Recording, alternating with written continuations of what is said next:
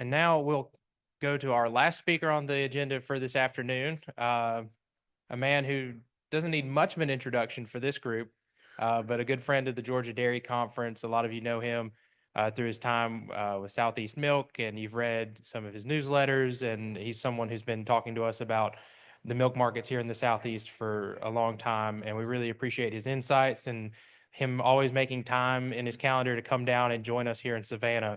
So please join me in giving a warm welcome to Mr. Calvin Covington. Thanks, Bryce. Thank you. Green forward, go back. Okay. Good afternoon. I sure appreciate the opportunity to be here again with you. It's something I always look forward to. And again, my compliments to the Georgia Dairy Association, the kind of job they're doing, and always have an outstanding program. And it's just a privilege for me to be a part of the program each year. And thanks to you for being here. I think Paul, you got about another full room again, so somebody's doing something right. So thanks to all of you for being here. This afternoon, I'm going to give you a summary or overview of what I see the dairy situation in the Southeast, and I'm going to be doing it in 4 different areas. Number one, I'm going to be talking about the recent past and upcoming federal milk marketing order changes. Then look at milk supply and milk demand, and then give you my outlook of what I see for milk prices here in the Southeast here during this coming year. But let's start with federal milk marketing order changes. The first one is probably one that maybe some of us have already forgotten about, since we got a real big one coming up. And if you remember back in March 1st of last year, a major change went in the federal milk marketing orders here in the Southeast. And the official name was a distributing plant delivery credit, a big fancy name that USDA came up with. But basically what it is was a program to help move farm milk within the orders. Not a program like we've already had in 2 orders to help bring supplemental milk from outside the area, but this was a program to help move milk within the order. You might call it an intra-order transportation credit. And that program went in at March 1. I don't have December data. I have it up through November. But again, that program has done about what we expected. And if you look at the bottom right-hand side, just during this 9-month period, it's added over $37 million additional money through the federal order system for producer milk into 3 milk marketing orders. And again, broke it down by order. And it did about what we expected. And I have 4 columns there for each order. The second column there shows how many billion pounds of milk were requested that would be eligible. And you can see for the Appalachian order, about 70% of the total producer milk requested that payment to help cover some of the transportation cost. And it's about the number we'd expect because you had some more outside milk coming into that order. We come down to Florida, we'd expect a much higher number, is 91%, and then less in the Southeast order, only about half. And then the next column to the one from the end there shows what on the requested milk, what the average was per hundredweight. And the far right hand shows, actually how much money was in the fund to pay. What I mean by that, there was an assessment in each order on all Class 1 producer milk. And you had in the Appalachian orders and the Southeast orders, you had more money requested than what was available in the fund to pay. Again, about what we'd expect, but again, it was 100% paid in Florida. But again, add all 3 orders up, it averaged 64 cents a hundredweight on 5.8 billion pounds. And again, that's not changed, a little over $37 million. And that was money to help cover transportation costs to move milk within the order. The final thing I want to say about this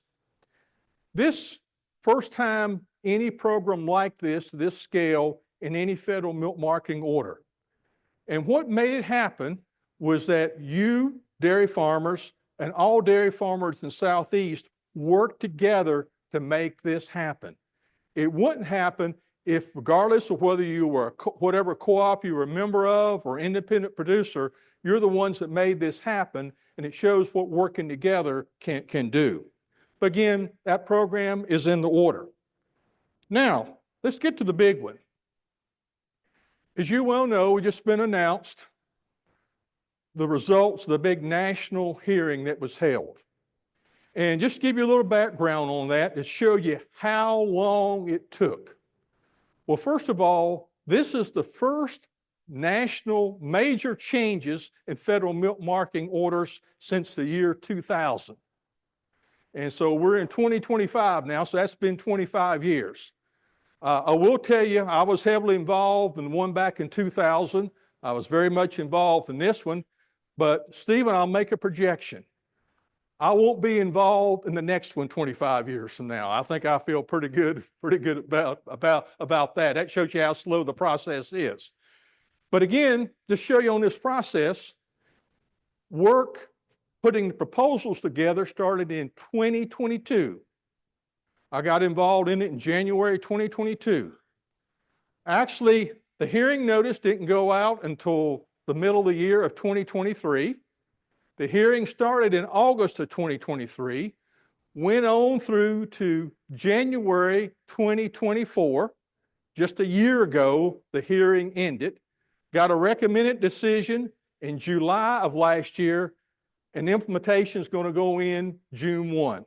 So you might as well say, you can see what period of time that takes to make major changes in the federal milk marketing order. But if you break those changes down, I put them in 6 different categories, and I've divided them up here to what's going to increase price, what's going to decrease price, and then the bottom one is, maybe some people know, but I just don't know what's going to happen with those. The 2 that we do know that's going to increase price is increasing the Class 1 differentials. And I'll show you in the next slide, the Southeast is the greatest beneficiary of that. The second one I know is going to increase price, and one that probably a lot of people don't fully understand, but it's a big one, especially for the Southeast, is adjusting the milk composition factors. And what that will do, it will increase the Class 1 skim price through all federal milk marketing orders. And then in the federal milk marketing orders that do not use multiple component pricing, but use skim butterfat pricing, it will increase the skim milk price for Class 2, 3, and 4 here in the Southeast. What is that number? It's going to be, varies between 3 and 4, but somewhere around 35 cents a hundredweight, and that's pretty straightforward. So those 2 will increase milk prices. The one that we know that's going to decrease milk prices is the increase in the make allowances. And as most of you know, we use an M product pricing system to calculate component values, protein, butterfat, and other solids that determine milk prices. And those make allowances under this decision here will go up. So we definitely know that it will lower the butterfat price and other solids price slightly under 7 cents a pound. But we do not know for sure what it's going to do to the protein price. And that brings me down to the ones we don't know for sure. The protein price is calculated based upon a weighted average of both the block cheddar cheese price and the barrel cheddar cheese price.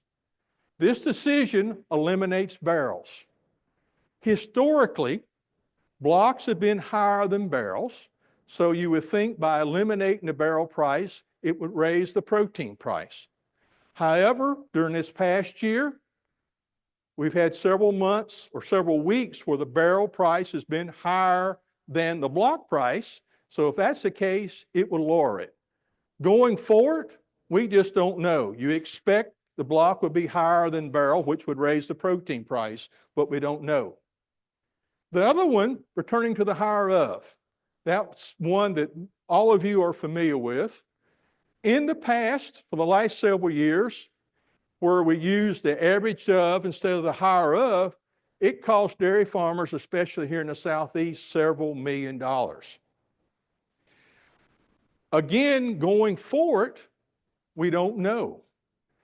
If that class 3 and class 4 skim prices get back closer together, less than $1.48 a hundredweight, going back to the higher of, will lower the price. But if it stays wide, it will increase it. We just don't know. The new one that a lot of us did not expect, but when we think back about all the questions that came up in the hearing, we can see how it came about, was what I call just a new class of milk. It puts in an extended shelf life adjuster. And what this is for class 1 milk that goes into extended shelf life products. Now here, my initial analysis of it, it's not going to make a whole lot of difference initially. It'll be a small number. It can be plus or minus. And with especially such a small amount of extended shelf life milk packaged and processed here in the Southeast, I don't expect it to make a whole lot of difference. We just don't know going forward if might be somebody tries to manipulate the system or whatever. We just don't know. But again, that's a summary of sort of where we are on these things that go in on June 1st of this year. Well, what about the impact here specifically in the Southeast? The big one is class 1 differentials. That's the big one, the class 1 differentials. Overall, the Southeast had the biggest increase in class 1 differentials. It averaged throughout the country about $1, I think $1.24 a hundredweight. So I took the major markets here in the Southeast and just showed you the current, what's in the final decision, and what the change is. And you can see at the top of the list, we got quite a few markets went up $2 a hundredweight class 1 differential. Now I want you to picture a map and look at Atlanta, Georgia. What major interstate runs north and south through Atlanta? Interstate 85. Your largest increases in class 1 differentials is starting on Interstate 85, going from Atlanta up to Spartanburg, going over to Greensboro, veering off on Interstate 40, which gets Winston-Salem, and then going up I-77 into West Virginia. Actually, believe it or not, even though there's not much milk in West Virginia, they had the highest class 1 increase in class 1 differentials of any area up in that area. And the reason why they went up so much in that area, and also the $2 ones here in the Southeast, you think about it, we got several plants, but not a whole lot of milk. So you can see Asheville, Atlanta, they're going to go up $2 a hundredweight. We come on down to Athens, Tennessee, Nashville, Tennessee, Winchester, Kentucky, $1.80, $1.70, $1.60, not as big increases. And probably a lot of you didn't expect this, but the lowest increases in class 1 differential are in Florida, $1.40. Why is Florida has the lowest increase? We always think about it being greater deficit ever and moving milk down there. 2 reasons. You got to remember back in 2008, we had a hearing in the Southeast to increase class 1 differentials, and Florida received the greatest increase compared to the other areas. So it had a step up of everybody else. The second thing was the class 1 differentials, the level of increase was based upon a model that's been around for many years, developed by Cornell, and now it's run out of University of Wisconsin. It looked at where plants were and where the milk supply was. Again, think about moving milk. And if you stop and think about it in the Southeast, and I'll show you a slide later, we got about half the milk in the Southeast now from Montezuma, Georgia, down south through the rest of Georgia, down into Florida. And then, but you think we got the majority of plants the other direction where there's not much milk.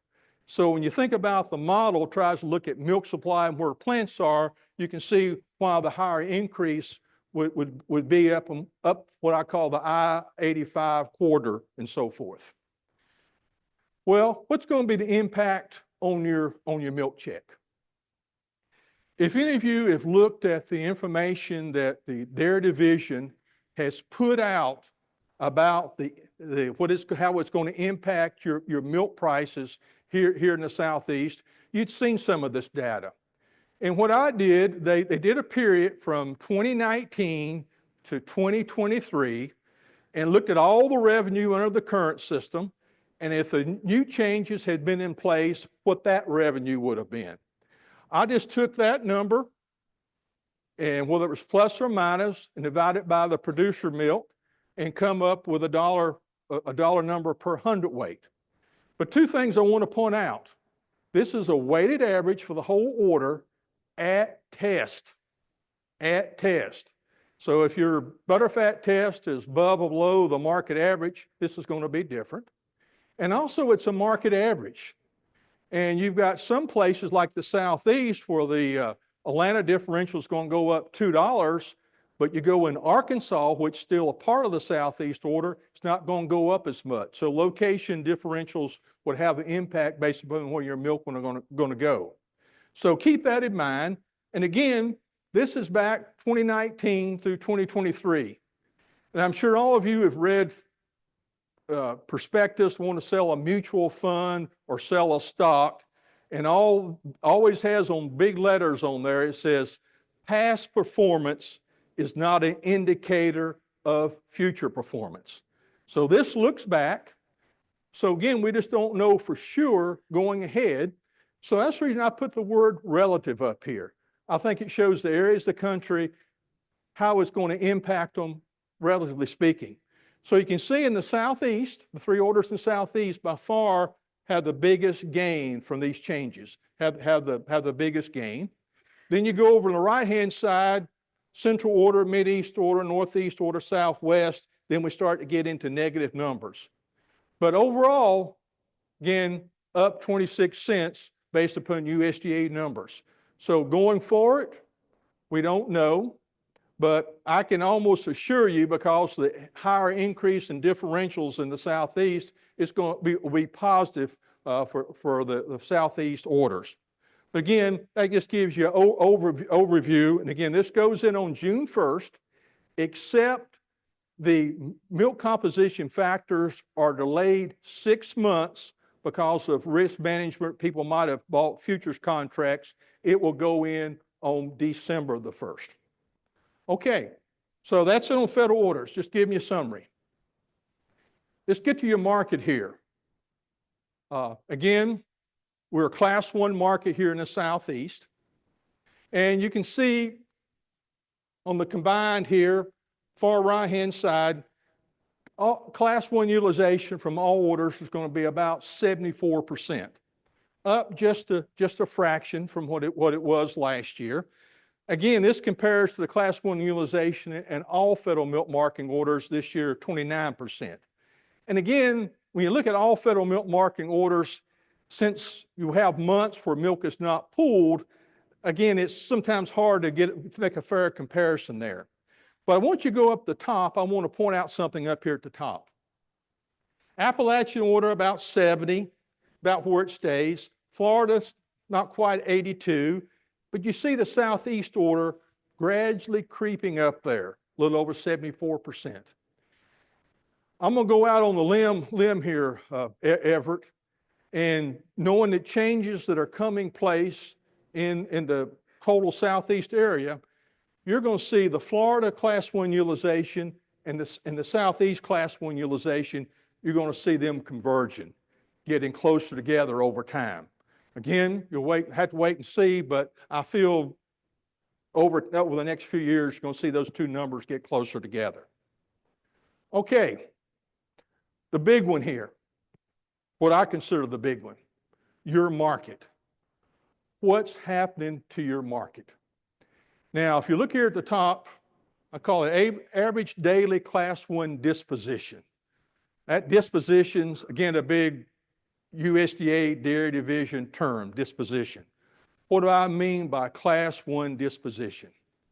What Class 1 disposition is milk sales, fluid milk sales in a consumer package sold by a pool distributing plant or a regulated fluid milk plant in the federal milk marketing order.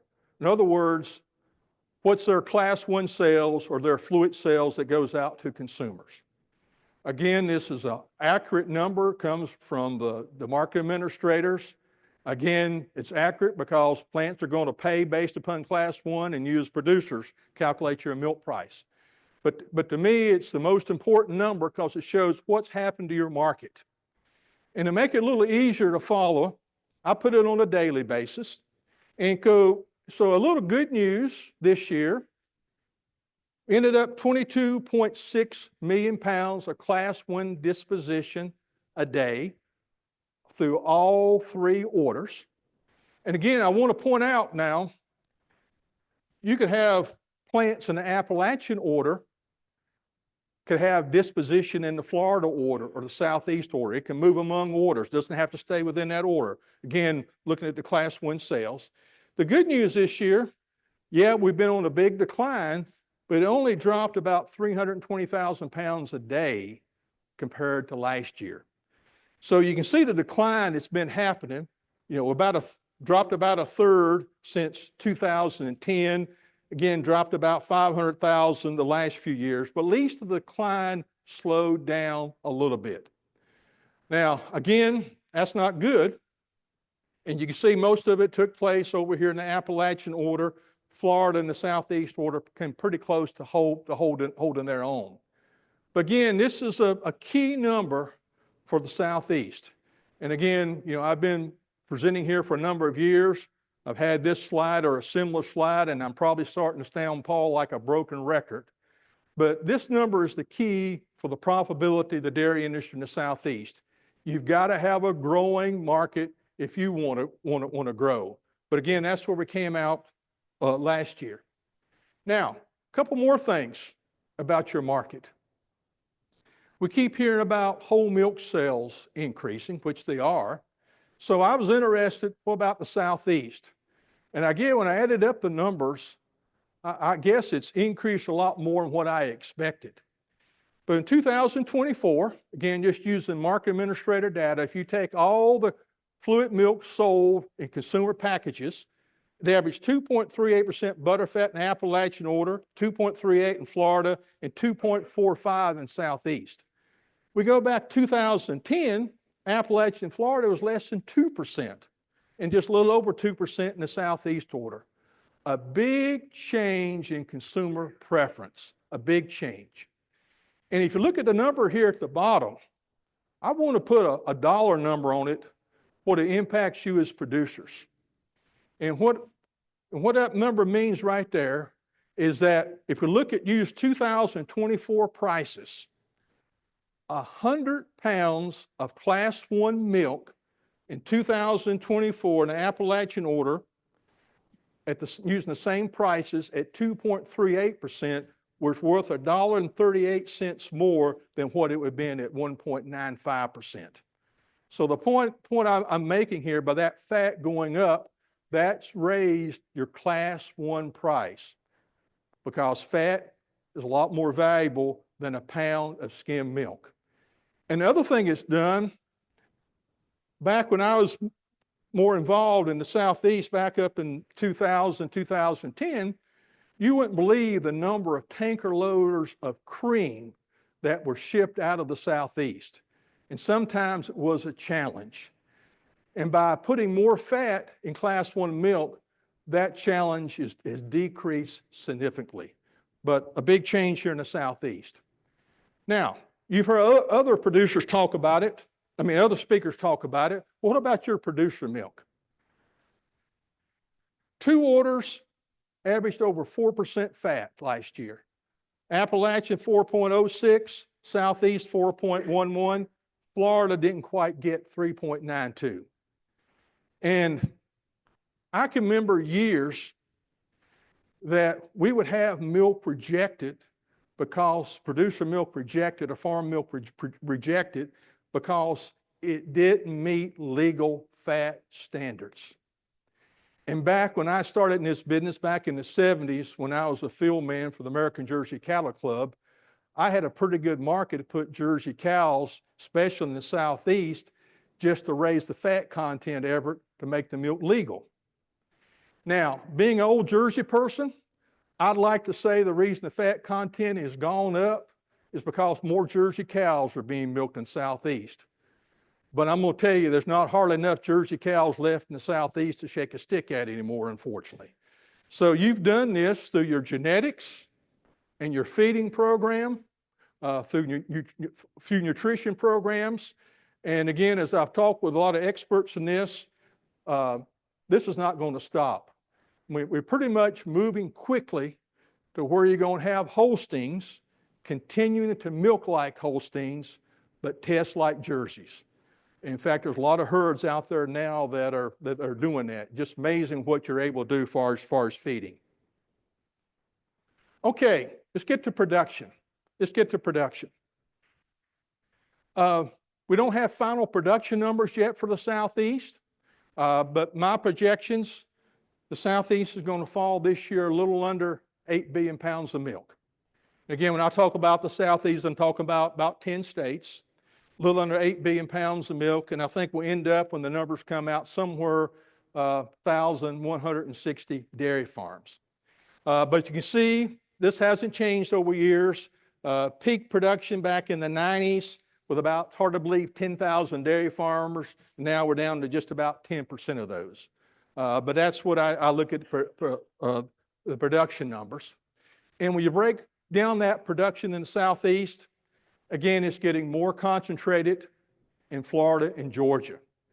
The total volume in Florida and Georgia, based upon my estimates for 2024, did not change combined, but we had a shift. Florida was above top milk producing state for years. Then Georgia took over, and this year it's going to flip back to Florida being slightly more. But you can see those two states putting out about a little over 50% of the milk.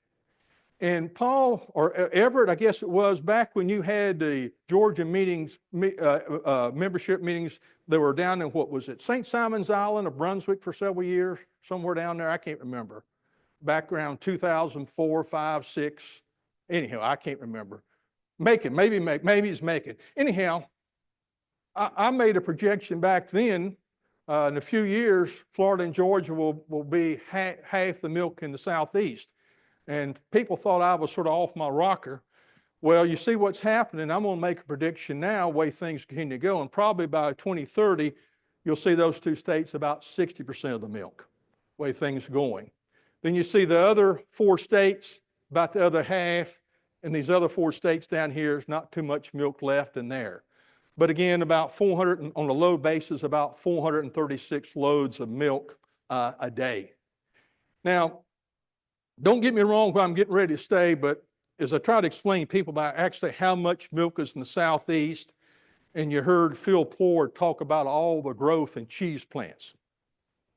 As many of you know, there's a large cheese plant in Delhart, Texas, and just recently opened, the same ownership opened up one in Dodge City, Kansas, about 120 miles north.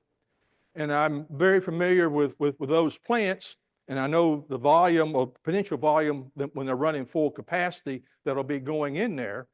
And those 2 plants take in about 440 loads of milk a day.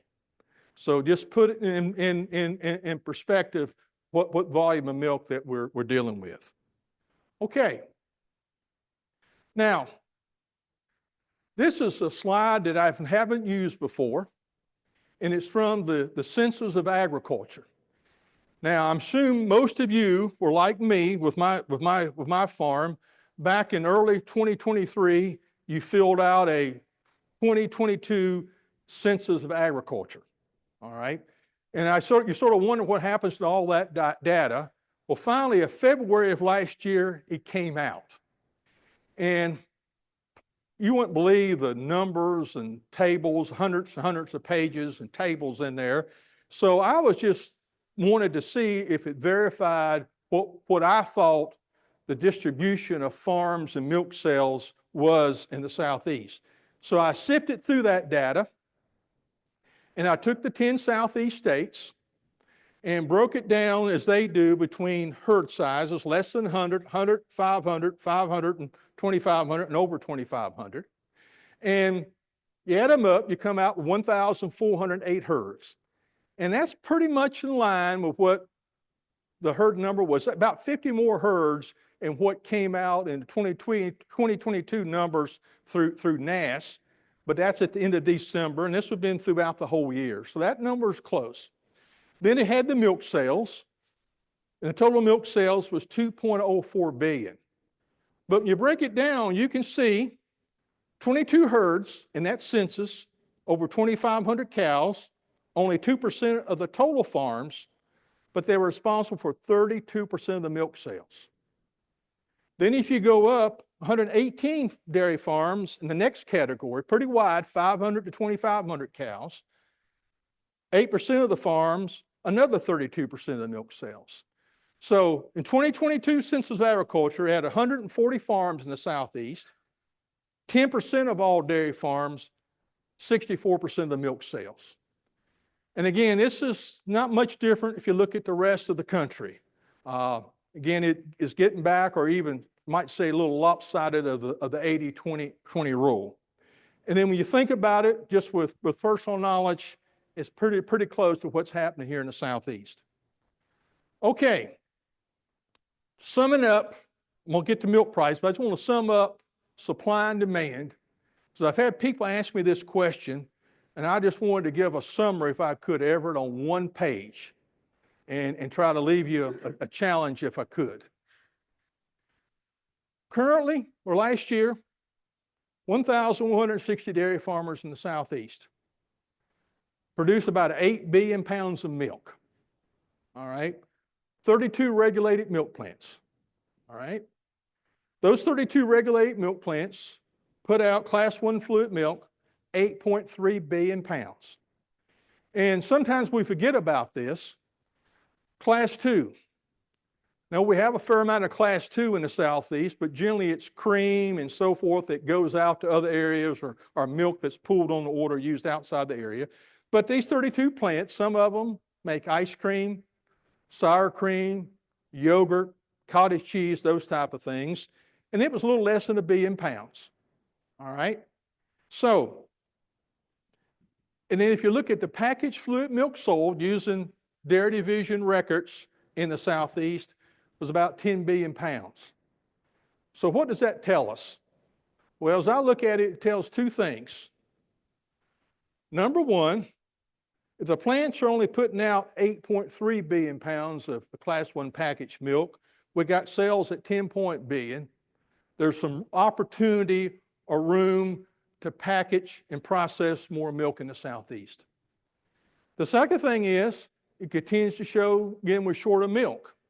If you take the 8 billion pounds and compare that to 8.3 plus 9, which is 9, right there is 1 billion pounds short. However, in a Class 1 market, because of standardization, weekly changes in sales, seasonality, and so forth, you need to have about 15%, maybe sometimes 20% more raw milk than actually what you got sales. So that tells me there's an opportunity, looking at opportunity also to produce more milk to meet the demand. But again, just trying to summarize what I see is the current situation in the Southeast. Okay, let's get to milk price. When I look at milk prices, I like to look at three numbers. What our supply is going to be, what the inventory is going into the new year, and what the demand is. So let's talk about supply, and I'm going to try to get you thinking a little bit different about milk supply. Look at the top. And I've got years 21, 22, 23, and 24. And I'm estimating 2024. You see cow numbers gone down, gradually moving down. And again, I don't see cow numbers coming back for any time soon.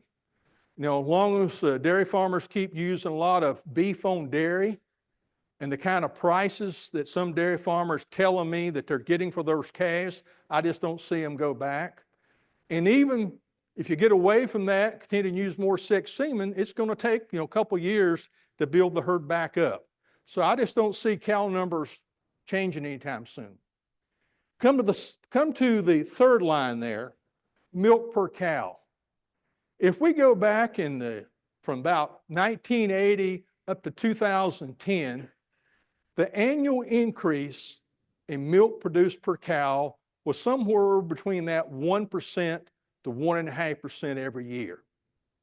That's not happening now. You look up here, milk per cow, boy, it's not changing very much. I'm showing this year only up about 2%, not changing much. So the milk production, if you look, we've got pretty constant for the last 3 years. In fact, we're going to be down, I'm predicting to be down about 0.3%. And somebody can correct me on that wrong, correct me if I'm wrong, but that's going to make 2 years where milk production has been flat or been down. And I think you got to go way, way back in time to find where that's happened again in the country. So I don't see much change in milk production. So if you just look at the top up there, boy, you're going to think, well, we're going to keep, milk's not going to go up. Boy, prices should shoot way up. But we got to start looking at something different. And again, it's been talked about. I mentioned it earlier. Another speaker talked about it. Look what's happened to milk components just in the last few years. This year, we're going to be at, these are correct numbers for this year, 4.20 fat, 3.29 protein. Just look what it's gone up to 2021. If I went back further, it'd be lower. The last several years is just amazing what's happened with milk components. And then with about 60% of the milk in this country going into cheese, and that number is going to keep going up, I calculate the cheese yield. And just here in the last 4 years, the cheese yield's gone up almost 0.5 pound per hundredweight of milk. If I gone back here to 2010, it's going to be down about 10 pounds. Now, I want to point out one more thing about this. You see I put a number 185 under the 10.78, and I put a number 177 under the 11.27. What are those? Well, I want to show you the kind of job that the U.S. dairy farmers, how more efficient that you're getting. You get more in the same volume. And what I mean by those numbers, those are loads, they represent loads of milk. So assume I'm a cheese plant. And I'm a cheese plant that needs to put out 1 million pounds of cheese a day. Now, you might think that's a whole lot. It is a whole lot of cheese, but we got several cheese plants in this country doing that today, if not more. At this cheese yield of 10.78, if I want to put out 1 million pounds of cheese a day at those components, I'd have to bring in 185 loads of milk, 185 50,000 pound loads of milk. But since components have gone up, the cheese yield's gone up, I only need to bring in 177. I've increased my efficiency that much. And I know we hear a lot of terms about sustainability and need to get more efficient. Well, you as dairy farmers are doing it by getting more components in the milk. Because over time, if you can make the same amount of cheese with 8 less loads of milk, that turns into money over time. And so getting back to demand, I come down here and take that per cow, those higher components. So you see, this year over last year, we're going up 1.9% in pounds of fat and 0.7% in pounds of protein. So even though milk is staying solid, constant, now I said we got 60% of the milk in this country going into cheese. We got another 20% going into other manufacturing products. So about 80% in manufacturing products, which is dependent upon the components in that milk. So we need to take a look at what's happened to our component supply when we're going to look at demand. Even though volume's staying constant, we're getting more components in that milk. So I keep that in mind. Well, what about inventory? When I look at inventory, Well, the good news on dairy product inventory, look at the four major products up here. Inventory supplies are good. If we had a high inventory number, that means it's going to be that much harder to get prices up. You got to work that inventory off. And you can see butter inventory, not much change. This is at the end of November, not much change. Cheese inventory actually down. Powder inventory is up some. Dry whey inventory is way down. That's the reason why you're seeing the dry whey price published by USDA keeps going up. Inventory is down, demand keeps going up. So that's positive for next year. But what about demand? And again, the way I look at demand, I put it on a total solids basis. So break it down to domestic and export.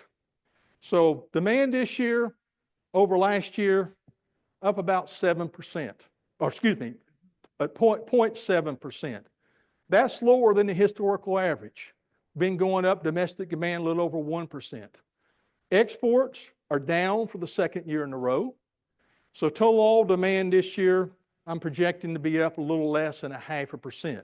Again, below our historical average. And you can see, last couple of years, the percent of total solids exported has gone down. What's happening in that export market, we're just not exporting near the volume of non-fat dry milk powder.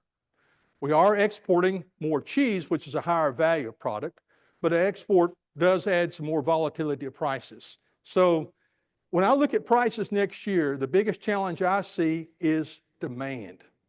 What's going to happen to this number? Can we get it above what we did this year, or is it going to go the other way? That's the key. So what about milk prices? I will tell you, it's more difficult to project this year because we got changes coming. But let me show you, I'll just give you what I've got. If you look at this year, and again, these are base zone 3.5 butterfat. Probably shouldn't use 4% butterfat now. But this year, the Appalachian order to base zone 3.5 up $1.27, Florida up $1.15, Southeast up $1.24. And again, the main driver this year, higher prices, was butterfat. Now, I'm going to give you the next number, and then you just might want to walk out on me. If you see up here for 2024, where I got 22.92, and I got a number in parentheses for each of the orders, when I was here last year, that was my projection. I guess the good news is I was way low. You can see I was about $1.40 a hundredweight low on my projection last year. And I guess I'd rather be low and be the other way around. So keep that in mind. This year, I'm showing up $1.20 for Appalachian, $1.04 for Florida, $1.13 for the Southeast. Again, that's at 3.5, and my best estimation using the federal order changes. But what's going to happen, you see in butterfat's going to go down this year. So almost all that increase is going to be on the skim price. Okay. Just want to acknowledge the various data sources I used, especially from USDA, Census of Agriculture, Virginia Milk Commission. Again, just thank you for the opportunity to be here with you. And so I think, Bryce, according to your fancy clock up here, I don't know if y'all knew there's a clock up here to remind you how long you're supposed to speak. So I've got 2 minutes and 8 seconds left. And it'll shock you when it goes off. That's what I thought. That's the reason I'm standing over here. So I got 2 minutes and 8 seconds. Awesome. Any questions for Calvin?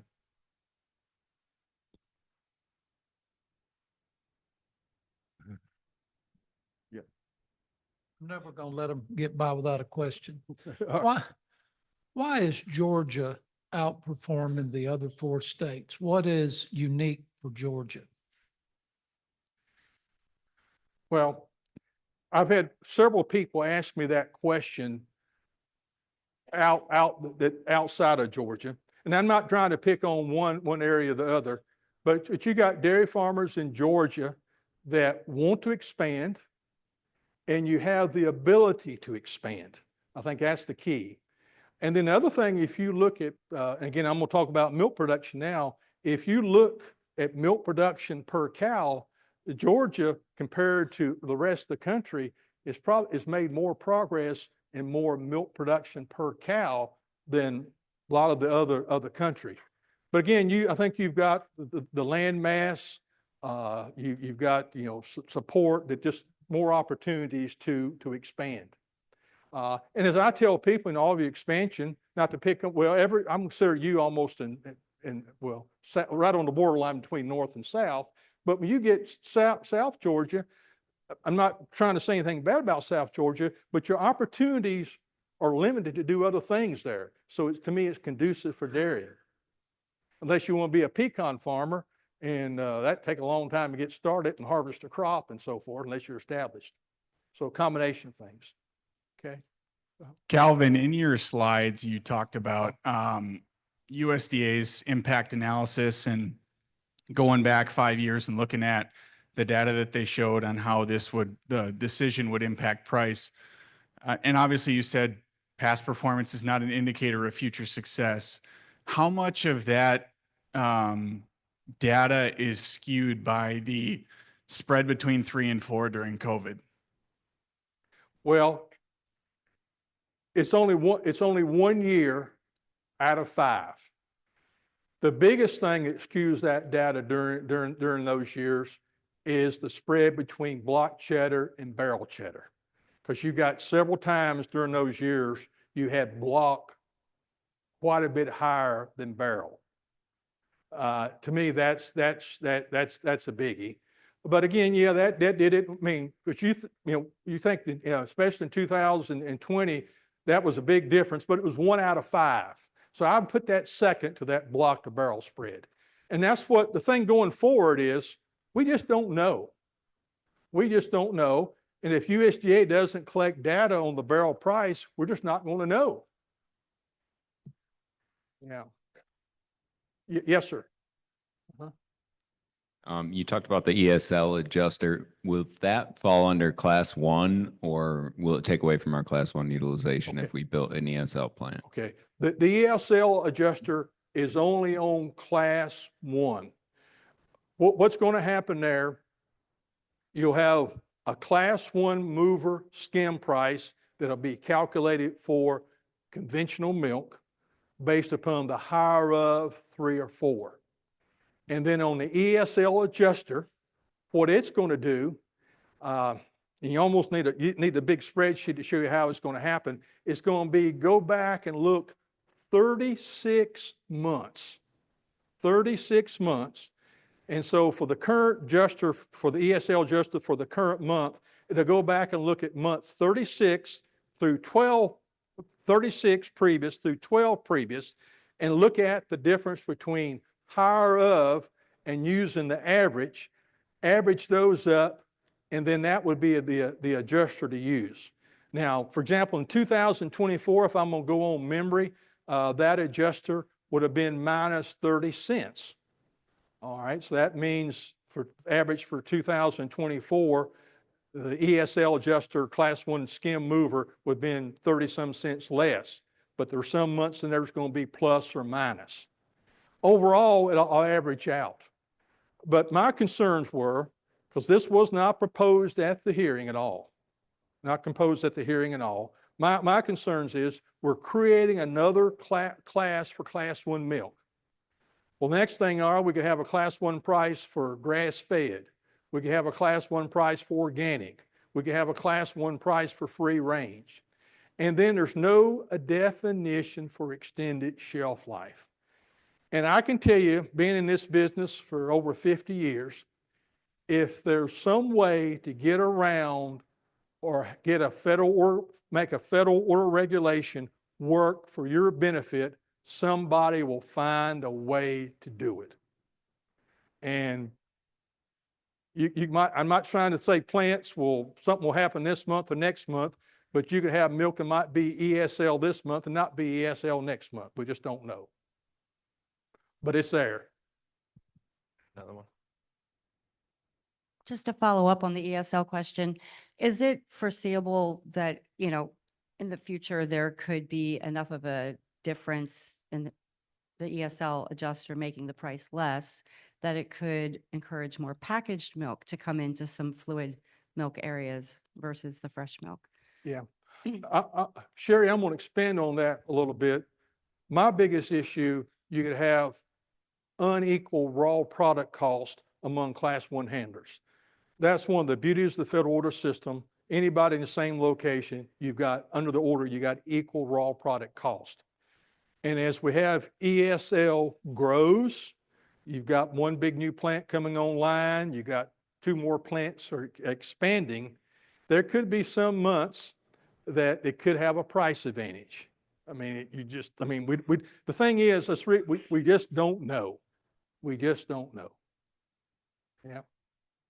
Well, I think that's it. I know Calvin, you'll be around for a Yeah, little yeah, bit yeah, if yeah. there's any other questions. How about a round of applause for Calvin Covington?